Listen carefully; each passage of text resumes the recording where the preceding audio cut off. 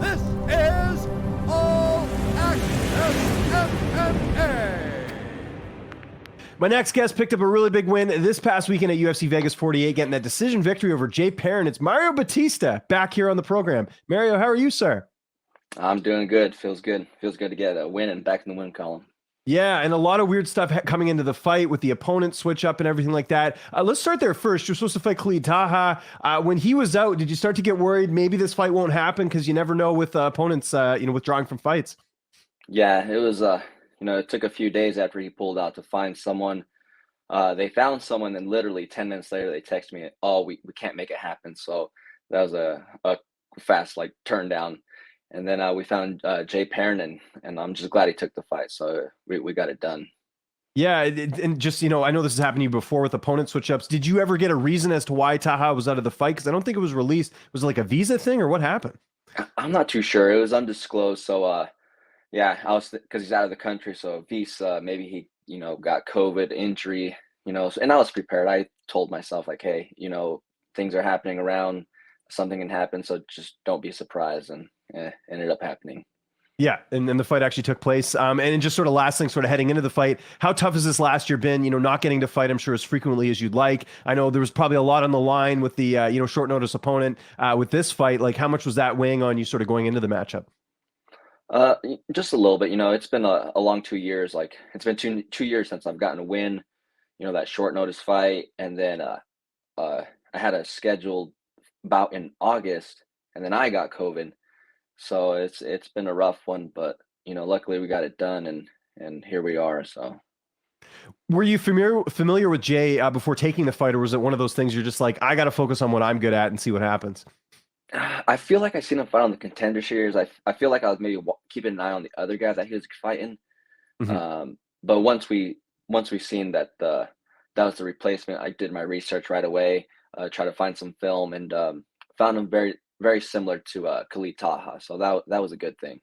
Yeah, no, it worked out well. What was the game plan going in? I mean, obviously, you had a lot of success in the fight, but you feel like you executed what you prepped for in that short time?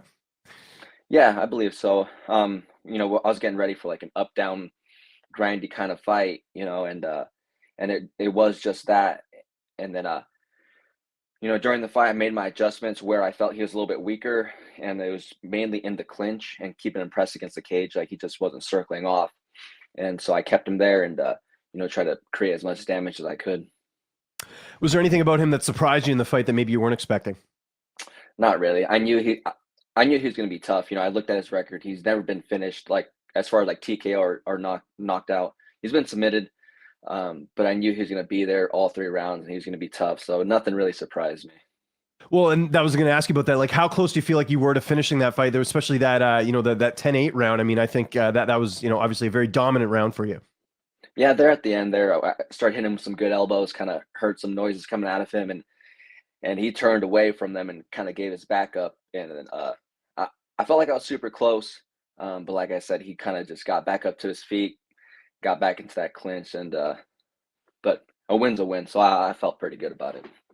And I know, obviously you'd like to get in and out as quickly as you can. I mean, no one likes, you don't get paid by the hour when you're in there, right? But is part of you also happy that you got to maybe display some other things that you wouldn't have had if it was just a quick finish? Like, is that kind of the silver lining out of this, aside from getting the win, just being able to, go 3 rounds, show, everyone that you got a variety of a skill set, Oh yeah, it felt good just to, like I said, I was getting ready for an up down grindy kind of fight, and so we got stand up, all kicks, flying knees to takedowns, clinch work. And so it was nice, and I have the conditioning for it, so I felt pretty confident about going all 3 rounds. I knew I wasn't going to get tired, and that's mainly what you're worried about, is getting tired through those 3 rounds, and then them having a little comeback or something. So that's so I felt good.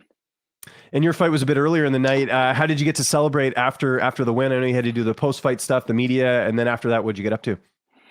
We got off just in time for lunch, lunch, and we could get some dinner too later on.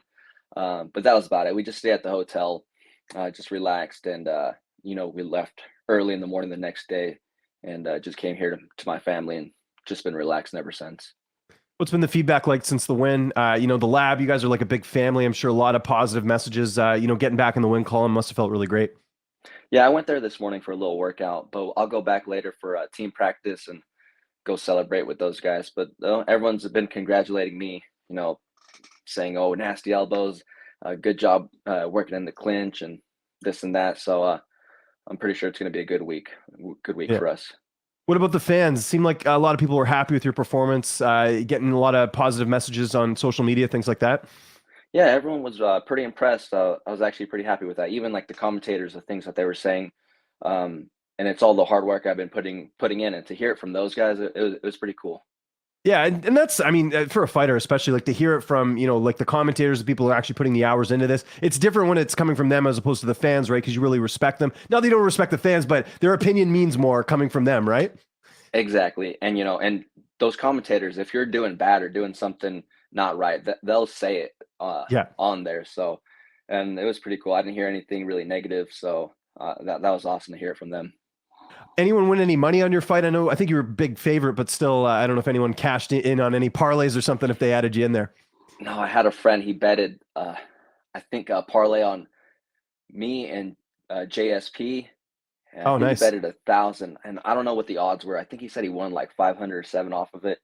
So I don't know. I just think that's funny, betting Yeah, on the your Arizona team. parlay, it worked. It worked out well. I mean, you guys were both, I think, decent favorites, but still, I mean, hey, that's you lived up to your end of the bargain, so that's good. I know, again, we're a couple days removed from this fight, but I'm sure you want to get back in there pretty soon, just to keep the momentum going. Any idea when you're looking to get that next fight?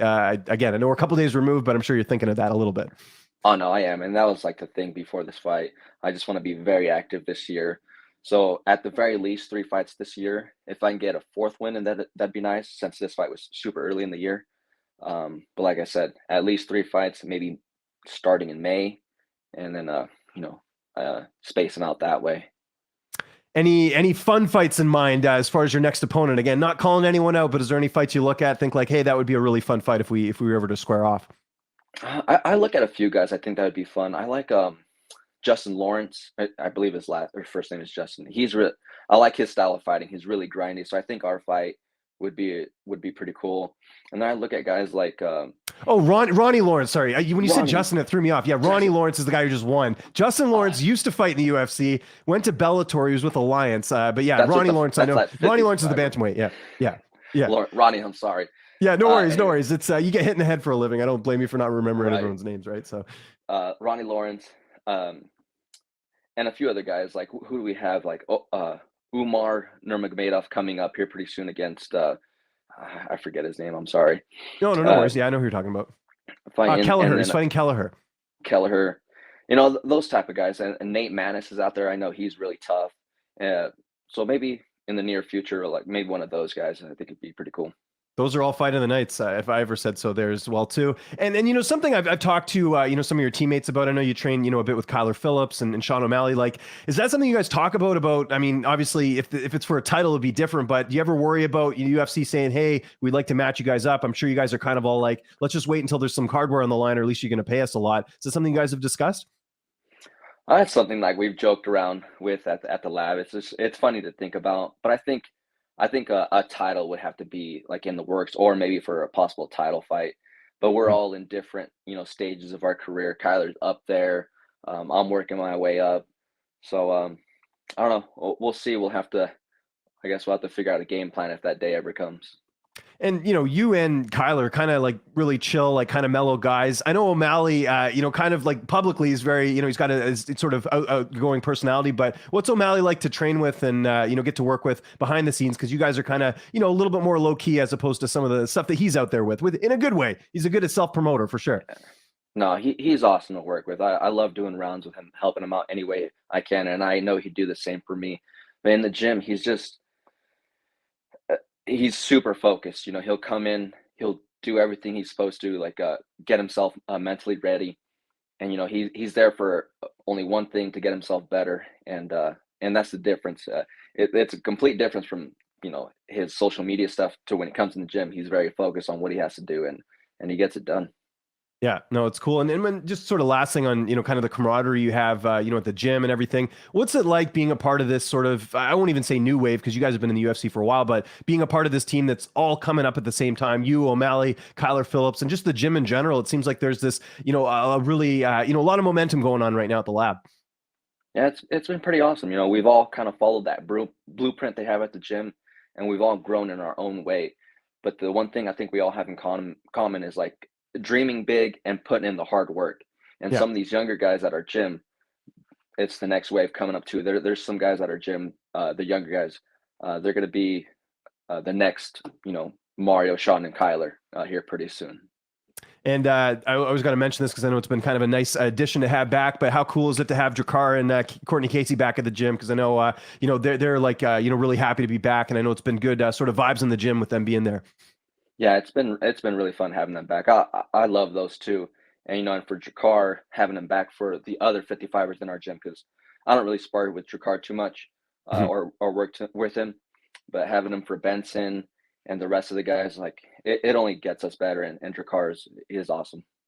And these are always awesome interviews, Mario. Appreciate the time, man. By the way, before we go, what are you up to for the rest of the week? I know do some practice and all that, but you got anything planned for post-fight celebrations or doing anything cool this week?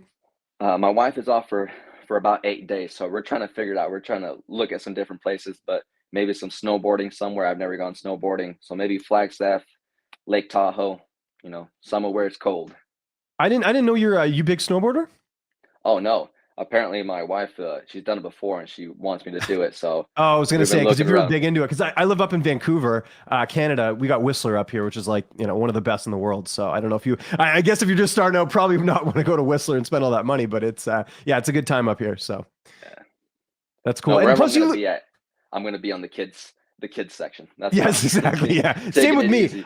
Dude, I went snowboarding last year. I hadn't gone for like, I don't know, 15, 20 years or something. And I thought, oh, it's no big deal. I did it when I was younger. Dude, I'm terrible. Like it was bad. Like my brother-in-law came in town. He's like, I want to go snowboarding. I said, okay, it's fine. And we got up there and I barely made it down the hill, man. I don't know what's going on with my balance because I'm older, but it was not very pretty. So yeah, just take your time, man. Especially you as a fighter. You don't want to get injured or anything. So stick to those bunny hills maybe when you're starting off or something, Yeah, right? So that's good. definitely. Mario, thanks again, man. Just remind people where they can get a hold of you on social media. And if you got any sponsors or shout outs, I'll give you the last word. Yeah, just hit me up on Instagram. It's Mario Bautista, MMA, and you can find all my other social media stuff on that page. And I just want to thank the MMA Lamb, my teammates, and Iridium Sports Agency.